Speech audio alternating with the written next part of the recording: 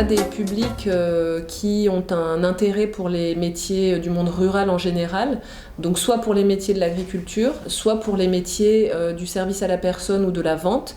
Et ce sont des jeunes qui sortent en général soit de classe de 3e, soit de classe de seconde, et qui se destinent à des métiers du monde rural. Alors il y a plusieurs CAP agricoles qui sont dispensés en Nouvelle-Calédonie. Au centre de formation des apprentis de la Chambre d'agriculture, on a un CAP métier de l'agriculture et un CAP jardinier paysagiste qui sont préparés par la voie de l'alternance. On a ces deux mêmes CAP qui existent également par la voie scolaire en formation initiale au lycée du Mont-d'Or. Ensuite, à Doneva, au lycée de Doneva, lycée agricole, on a deux CAP également, un CAP agriculture des régions chaudes et un CAP service aux personnes et vente en espace rural. Enfin, on a à la maison familiale rurale de Coné un CAP métier de l'agriculture également, qui est un CAP itinérant puisqu'il est préparé avec des temps en fait, de présence en entreprise plus importants qu'un CAP classique.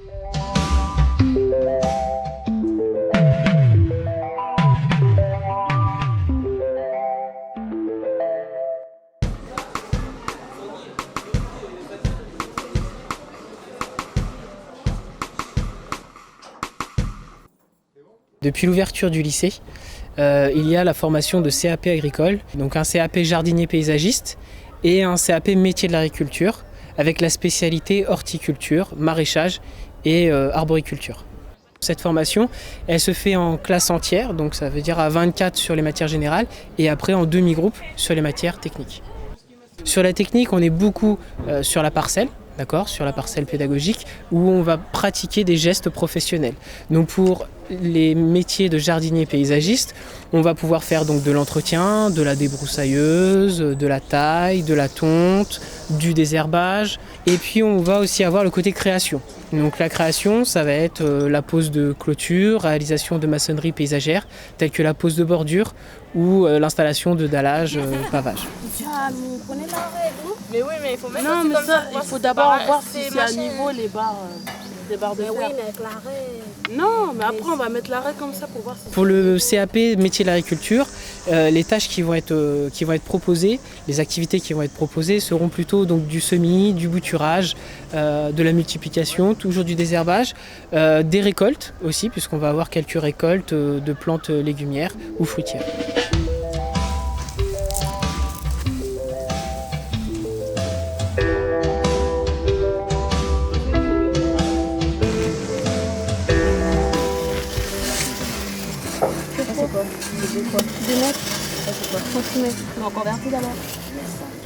Sur le plateau technique, comme ça, le lundi matin, on fait des mathématiques. Dans nos enseignements, on essaye vraiment, je pense, au maximum de donner du sens, que ce soit sur l'insertion professionnelle. Donc là, typiquement, sur le plateau technique, c'est pour l'insertion professionnelle, mais c'est aussi ce qu'on essaye d'appliquer sur l'insertion sociale. On ne fait pas des mathématiques pour faire des mathématiques. On fait des mathématiques parce que ça sert dans la vie de tous les jours, quand on fait ses courses, quand on doit signer des contrats. Et ça va leur servir encore plus au quotidien quand ils vont être en train de se dire il va y avoir des notions de rendement, il va y avoir des notions de tout. Donc en fait, c'est vraiment l'outil, les mathématiques, à quoi ça sert dans la vie.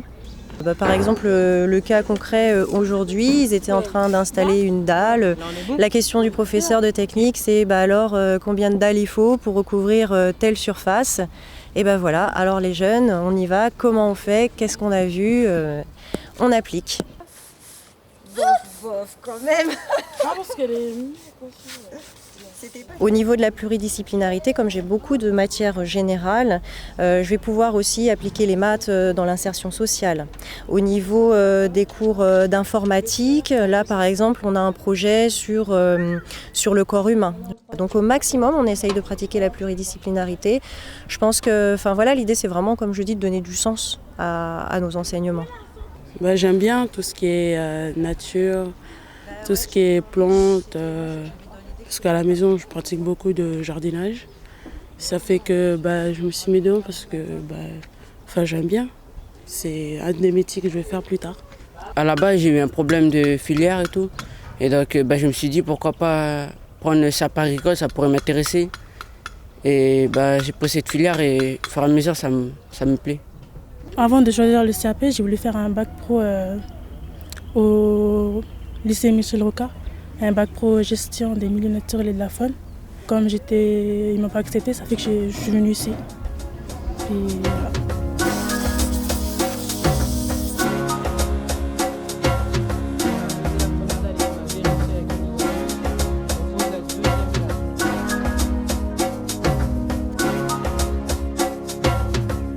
Pour le jardinier paysagiste, à l'issue de cette formation, on va pouvoir soit rentrer en entreprise de paysage ou alors poursuivre ses études sur un bac pro aménagement paysager qui sera disponible au lycée Michel Rocard à Pointe-Boute. Ensuite, concernant les métiers de l'agriculture, soit on rentre dans la vie active à l'issue de cette formation ou alors on poursuit ses études sur un bac pro qui va être conduite d'une production horticole et qui sera disponible au lycée de Doneva à Wailou.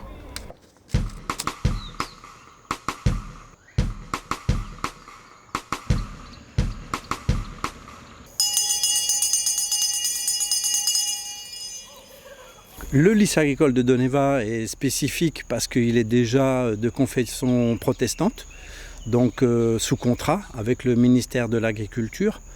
Il y a plusieurs filières dans le domaine du service et dans le domaine de l'agriculture. Parce que souvent on pense qu'un lycée agricole, on n'enseigne que de la production, mais on a également des filières de service avec un CAP de service, service à la personne, vente en espace rural. Ça s'appelle le CAP agricole SAP-Vert.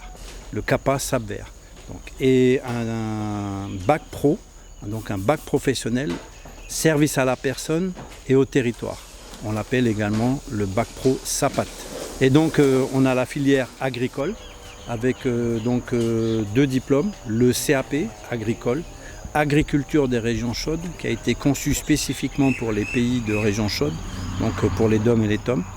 Et nous avons un baccalauréat production horticole, donc un conduite de la production horticole, le bac pro CPH. Ce qui est spécifique aussi, c'est que nous avons une société civile agricole qui a pour but de produire in situ. Et donc nous sommes certifiés en agriculture biologique avec le label BioPacifica.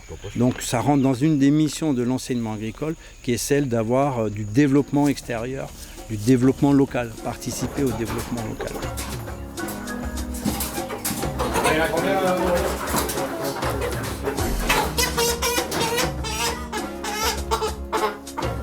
Tu poses doucement, j'attends qu'il soit un peu calmé, tranquille, tu lâches tout doucement. Lui il est à 2,29. 1,85. Encore 2. Après calcul du poids moyen, poids total des poulets pesés, divisé par le nombre de poulets pesés. Comme ça on a une estimation du poids moyen d'un poulet dur, comme si tous nos poulets faisaient le même poids, quel poids il fait. Là ils ont 8 semaines, par rapport au poids norme, ils devraient faire 1,8 kg. S'ils font plus, bah, tant mieux. S'ils font moins, c'est qu'il y a un problème. Nous sommes le seul lycée agricole sur la côte Est, ce qui est quand même important, parce que la côte Est, c'est une région à devenir, à fort potentiel de développement, dans une commune de Wailou qui mérite vraiment un développement post-mine important. Voilà. La terre avec ton plastique ici, en fait les racines vont sortir ici là. Ça là, comme ça. Okay. Donc le mieux, c'est ça. Écoutez en plastique. Voilà.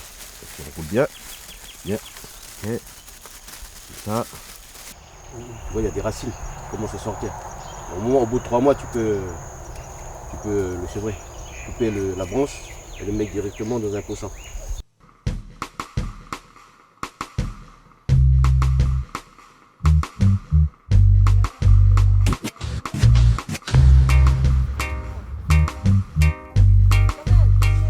À la MFR de Koné, le CAP qui est proposé, donc métier de l'agriculture, se présente sous une forme un peu particulière puisque les jeunes ont plus de périodes de stage que dans un CAP qui est préparé en lycée par la voie classique.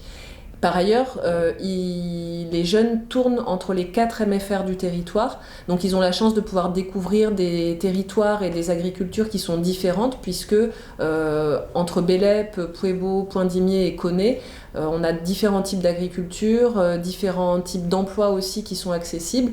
Donc le fait de tourner sur les 4 MFR, ça offre des perspectives plus intéressantes pour les jeunes qui suivent ce CAPA. Vous allez chercher vos aliments. La MFR est très axée formation agricole. Ils ont un module production végétale. Ils ont la partie théorie ici dans la salle et après la pratique dans notre chambre.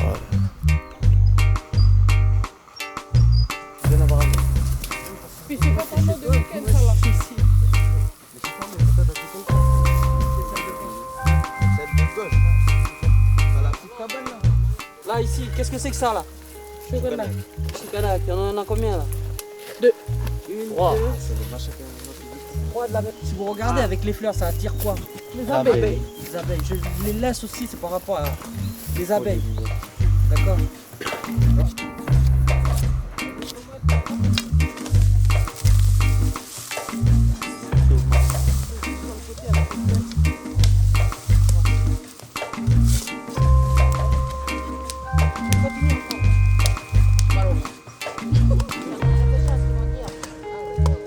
Alors l'alternance, aussi bien les 4e, les DIMA que les CAPA, donc ils font tous de l'alternance, sont 2 semaines ici à la MFR, 2 semaines en stage. Pour les 4e et les CAPA, ils sont en stage chez les exploitants agricoles.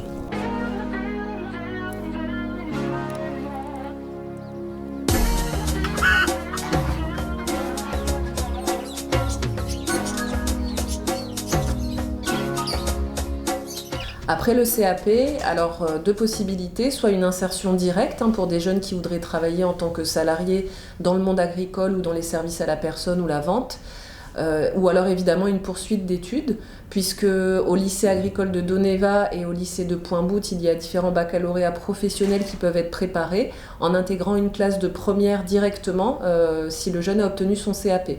Donc au lycée agricole de Doneva, on a un bac pro production horticole qui est généralement préparé à la suite du CAP métier de l'agriculture.